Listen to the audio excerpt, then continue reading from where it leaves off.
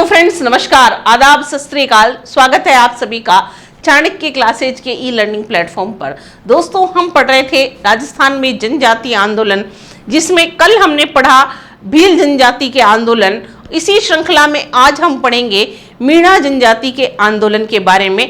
तो देखिए फ्रेंड्स, ध्यान रखिएगा, मीणा जनजाति के बारे में या हम है थोड़ा सा जनरल इंट्रोडक्शन पढ़ते हैं। देखिए, जैसे हमने पढ़ा है, अभी क्या पढ़ रहे हैं अपन, राजस्थान के जनजातीय आंदोलन पढ़ रहे हैं। और जनजातियों की कल अपन ने बात की थी दोस्तों।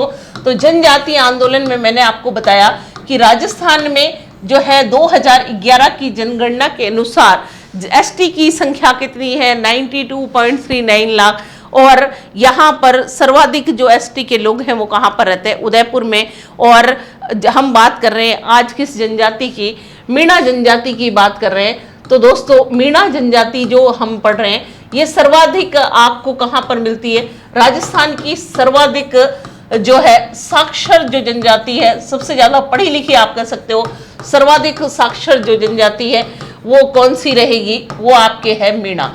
और मीणा सर्वाधिक मिलते हैं आपको जयपुर, दौसा, अलवर, इस क्षेत्र में आपको कौन सी जनजाति मिलती है, मीणा जनजाति मिलती है। इनकी जो है संख्या कितनी है, 43 लाख है, लगभग 43 लाख जो है पॉपुलेशन है किसकी, मीणा जनजाति की।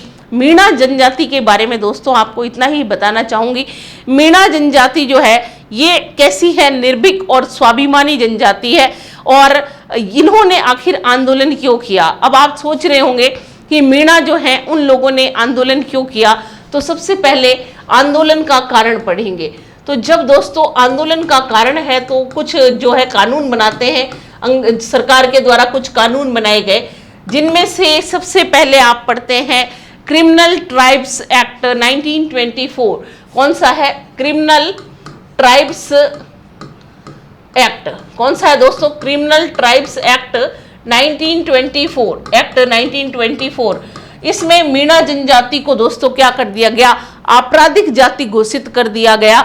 आपको पता है जो जाति क्या है, निर्भीक है, स्वाभिमानी है। मीणा जनजाति जो है दोस्तों, ये कौन, कितने इसके कितने भाग हैं, इनके कितने वर्ग थे, 2 वर्ग थे।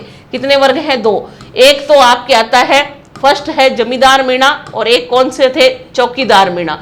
जमींदार मीणा जो होता है दोस्तों ये तो होता है उच्च वर्ग, और चौकीदार मीणा जो था वो कौन सा था, निम्न वर्ग। चौकीदार मीणा कौन से वर्ग के हैं, निम्न वर्ग के हैं। ये 2 वर्ग हैं किसके, मीणा जनजाति के। ये जमींदारों के पास पैसा था और चौकीदार मीणा क्या करते थे, चौकीदारी किया करते थे।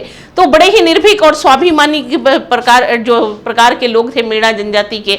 और क्रिमिनल ट्राइब्स एक्ट की बात कर रही हूं मैं दोस्तों। इस क्रिमिनल ट्राइब्स एक्ट में क्या कर दिया गया, इनको मीणा जनजाति को आपराधिक घोषित कर दिया गया। क्या कर दिया गया, आपराधिक घोषित कर दिया गया, आपराधिक जाति घोषित कर दी गई। ये बात है कब की, 1924 की। अब उसके बाद फिर क्या है, एक जयराम पेशा कानून आता है 1930 में। कौन से कानून की बात कर रही हूं मैं दोस्तों, जयराम पेशा कानून। और इनको क्या, चोरी का आरोप लगा दिया गया कि ये चोरी वगैरह करते हैं। तो जयराम पेशा कानून कब आता है दोस्तों, ये था 1930 में।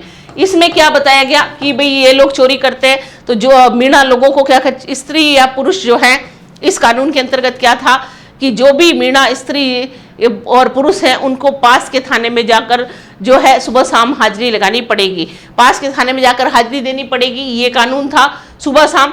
जयराम पेशा कानून का दोस्तों विरोध किया गया, क्योंकि एक स्वाभिमानी और जो है निर्भीक जनजाति के ऊपर ऐसा आरोप लगा दिया गया। तो ये लोग क्या हो जाते हैं, इसका विरोध करते हैं। और जो चौकीदार मीणा थे दोस्तों, चौकीदार मीणा ने क्या कर दिया, अपने रिजाइन लेटर देना शुरू कर दिया। जो चौकीदारी का काम करते थे उन्होंने क्या कर दिया, त्याग पत्र देना शुरू कर दिया इस कानून के विरोध में कि अब हमें जो है काम नहीं करना, आप जानो आपका काम जाने, ऐसा वो लोग बोल देते हैं। इसके बाद क्या होता है, मीणा जब विरोध करते हैं तो विरोध को गति देने के लिए दोस्तों एक 1944 में एक जो है वृहद सम्मेलन होगा नीम का थाना सीकर में। देखिएगा 1933 में, आप चाहो तो ये भी क्वेश्चन कई बार पूछा जा चुका है, पहले ये बता देती हूँ क्या किया गया, मीणा क्षत्रिय महासभा का गठन किया गया है। किसका, मीणा क्षत्रिय महासभा का गठन। अगर आपसे एग्जाम में पूछ ले महासभा का गठन तो आप बता देंगे कब हुआ था, 1933 में हो जाता है। और उसके बाद 1944 में एक व्रत सम्मेलन होता है। 1944 ईस्वी में नीम का थाना सीकर में जो आप पढ़ते हैं आता है नीम का थाना सीकर, यहाँ पर एक क्या होता है सम्मेलन होता है जिसकी अध्यक्षता कौन करेंगे, मुनि मगर सागर जो हैं वो इसकी दोस्तों क्या करते हैं अध्यक्षता करते हैं। मुनि मगर सागर की अध्यक्षता में सम्मेलन होगा, मुनि मगर सागर की अध्यक्षता में। अब ये मगर सागर जो है, मगन सागर जिनको आप कहते हैं, मगन सागर की अध्यक्षता में एक सम्मेलन हो रहा है। कहाँ पर हो रहा है, नीम का थाना सीकर में ये जो सम्मेलन हो रहा है दोस्तों होता है। यहाँ पर जो है ये मीणा जनजाति का सम्मेलन था, बहुत बड़ा सम्मेलन होता है। और फिर अंत में क्या होता है, राज्य मीणा सुधार समिति का गठन होता है। किसका गठन किया जाएगा, राज्य मीणा सुधार समिति का गठन किया गया। और राज्य मीणा सुधार समिति का गठन करते हैं दोस्तों, और फिर आपको पता है समिति का गठन हो चुका है जैन मुनि मगर सागर की अध्यक्षता में। 1944 में दोस्तों हम क्या पढ़ते हैं, 1944 में फ्रेंड्स क्या किया गया था, जैन मुनि मगर सागर की अध्यक्षता में एक सम्मेलन होता है। कहाँ पर हो रहा है तो आपको बता दिया, नीम का थाना सीकर में होता है। और फिर विरोध किया जा रहा है, जयराम पेशा कानून समाप्त कर दिया जाएगा। कब, जयराम पेशा कानून जो है ये आपके 1952 में ख़त्म हो जाएगा, और ये दोनों ही कानून ख़त्म हो जाएंगे। लेकिन अगर रियायत की बात की जाए कि महिलाओं को थोड़ी सी आज़ादी की दी गई, तो कब दी गई थी, 1946 की बात करोगे, 1946 में जयराम पेशा कानून जो आप पढ़ते हैं, जयराम पेशा कानून में महिलाओं को रियायत दी गई, महिलाओं को रियायत दी गई कि भाई उनको सुबह शाम हाजिरी देनी पड़ती थी, तो रियायत दी गई। और 1952 में ये जो होते हैं, 1952 में इन कानूनों को समाप्त कर दिया गया। और इन कानूनों को समाप्त कर देते हैं तो क्या होगा, आंदोलन अपने आप बंद हो जाएगा।